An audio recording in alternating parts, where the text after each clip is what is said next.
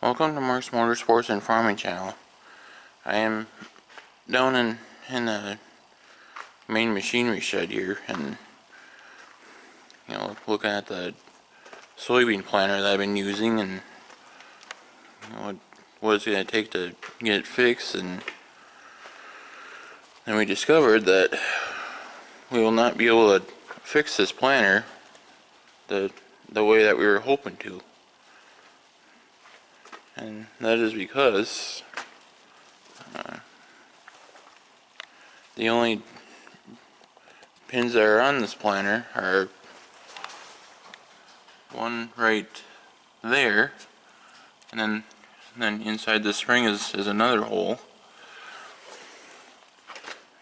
And those are the only two pins on this whole shaft.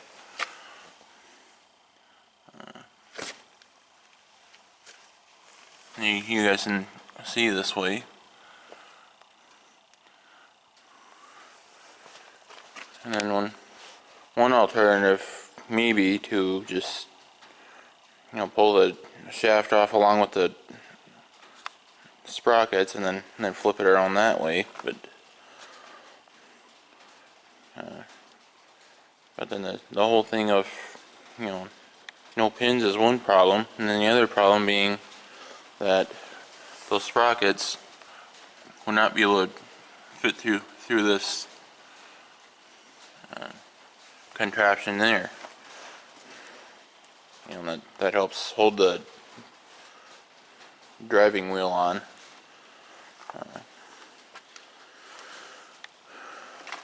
So most likely the only alternative would be to weld this shaft together like it is, and then I'll have to be holding the spring over with one hand and try to weld with the other, because it doesn't look like enough of an opening otherwise to weld with the spring sitting in its position. And then, as you guys can see, I have a welder down here and set up to try and weld that shaft back together to where to where it's functional again, and then allowing these 3 rows here that currently do not have seed boxes on them, so that those units plant. And with that, I'm gonna go ahead and try to weld that all together, and then I'll catch up with you after it's welded. Alright, welcome back everyone. I just got done doing a little welding here. But I can show you for sure what all I did here. Try to pull the spring back, and then you guys can see. There we go. You guys can see it a little better. I went around that shaft as much as I could, and like I said in the previous clip, I had to hold the spring back in order to get the weld in there, like I just showed you guys now, where it was welded back together. But I probably will look at that again, once I'm able to get this planter folded up and it's up in the air and easier to see all the way around.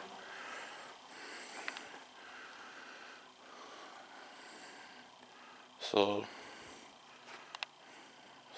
other than a little touching up that's left to do, that shaft is fixed now. Because like I just alluded to, and like I said a little bit earlier, once I get this folded up and up by the other machine shed, then then I'll look at it again, and it'll be easier for me to see all the way around, and because something like that you gotta be careful with, and make sure that it's welded together good, but yet it's able to turn inside this guide system here. I'm not sure what the real name is for that offhand, but that basically helps guide that shaft. And then, other than that, the only thing left is that we'll have to redo the cylinder, because we tried to go with a little bit cheaper route, or less expensive route, I should say, and as you can tell, it didn't work out because this cylinder and lift assist bar here, that got all full of oil last year planting the soybeans at home here, and whereas this side over here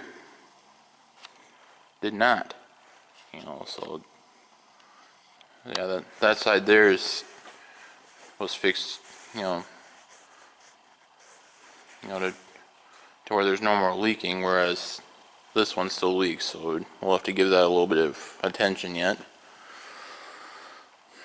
But otherwise, other than those two things, just grease all the surgs and check the air pressure in the tires, and give the chains a little oil again, and then this planter should be ready to work.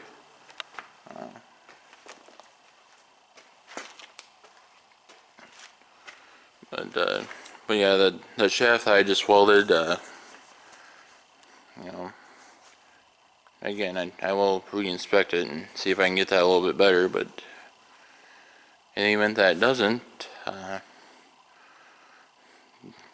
there is a planter like this that's supposed to be coming up at an auction later this week, so maybe I'll be able to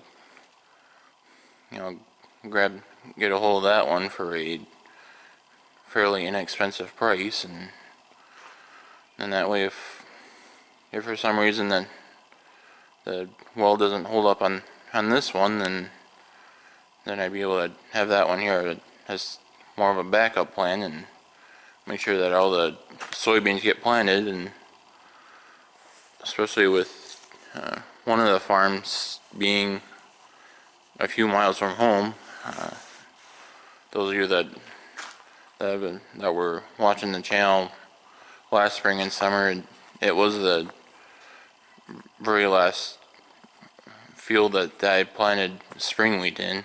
If you want something to reference,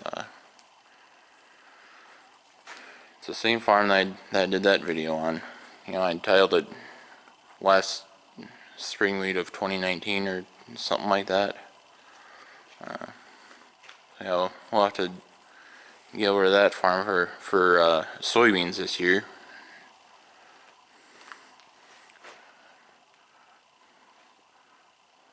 So yeah, if we're gonna have a planter breakdown, I guess I'd rather have it happen closer to home here rather than being over there and have it happened.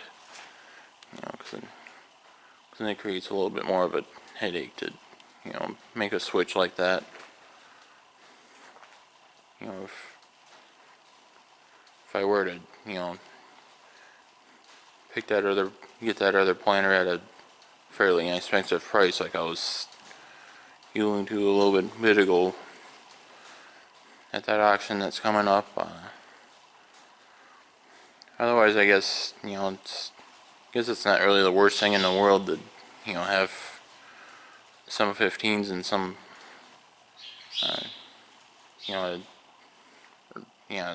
some 15-inch rows and some of them be 30-inch rows. It's not the worst case scenario, or not the worst thing in the world, I should say, because you are, because we would still be utilizing the soil for the most part.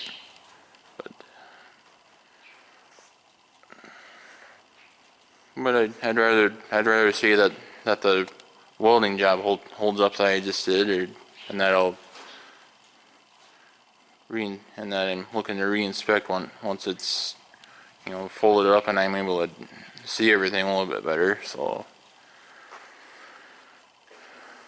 there you go. I hope you guys enjoyed this video as we start getting ready for the 2020 planting season. And one of the things involved in that is fixing the different things that went wrong with our equipment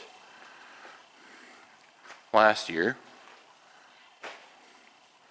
and which this video is basically to address one of the things that went wrong for us last year, with that shaft breaking and not being able to plant quite as thick as we would have liked to. So yeah, we just hope for the best as far as that goes, with having only one way of trying to fix the problem that we had with this planter. So with that, I thank you guys for watching my videos. I certainly appreciate that. Be sure to click on the like button, and if you haven't already, or you're new to the channel, then be sure to click on that subscribe button, and then once you're subscribed, then be sure to click on the bell, and then you'll be notified whenever a new video gets posted to the channel. And be sure to check out Mark's Motorsports and Farming channel on Facebook as well. And thanks again for watching, and I'll catch you later. Welcome back to the channel. One thing that I would like to address quick as part of this video that I didn't think with either of the other two clips is that the big talk of the town right now is about coronavirus, which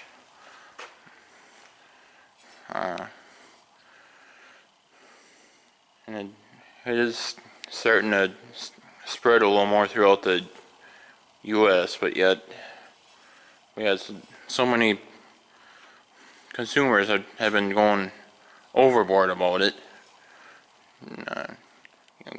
grabbing every pack of toilet paper that they can find on a store shelf, or every roll of paper towels that they can find on a store shelf, or every container of hand sanitizer that they can find, and so forth. And when there really is no reason to be panicking like that, because just because you guys hear of a few people being exposed to it doesn't necessarily mean that you're gonna catch it, because there's government officials in the U.S. saying that those who know that they've been exposed to the virus are supposed to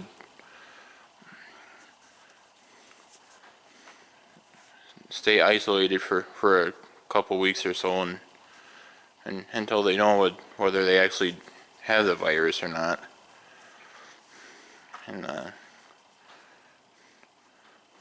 And especially in Minnesota, where I'm at, there haven't really been a huge number of cases just yet, to where you should be seeing people panic like that.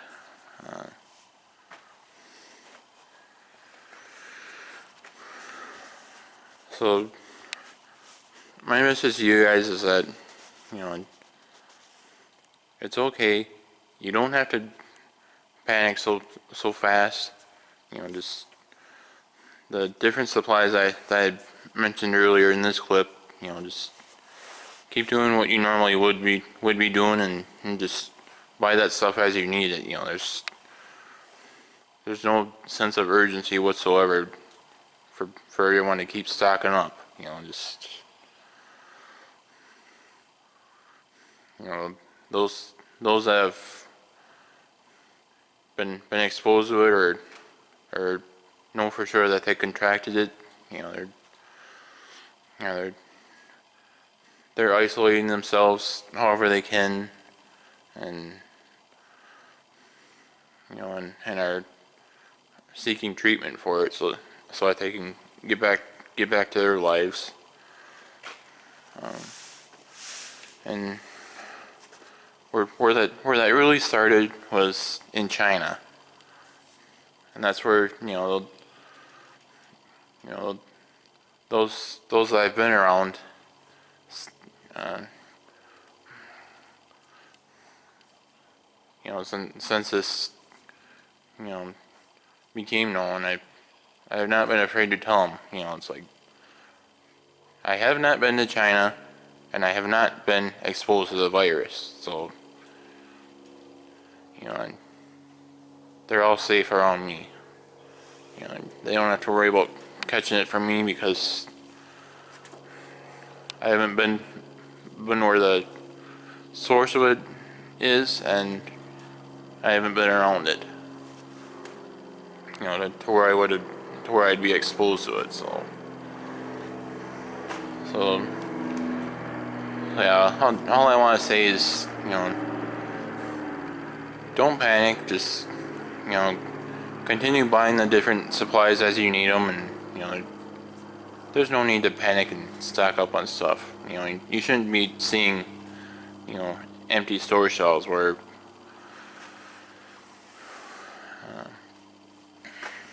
where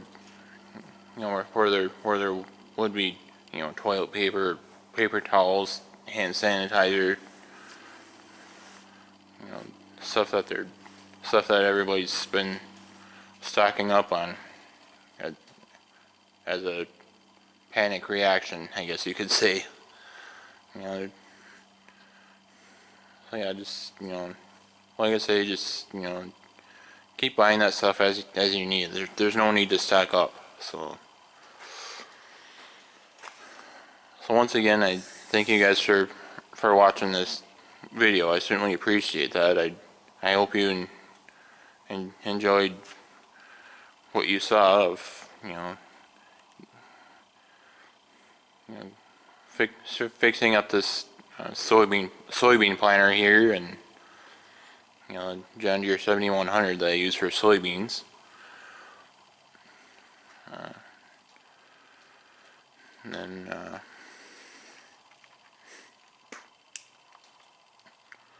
and I will be posting more farming content as well, as I'm able to get stuff ready, and then I'll grab my camera and record it for you guys to see. So yeah, we are getting closer now to to where the fields will be ready for us to work in. So thanks again for watching. Be sure to click on the like button, be sure to click on the subscribe button, and then be sure to click on the bell so that you're notified whenever a new video gets posted.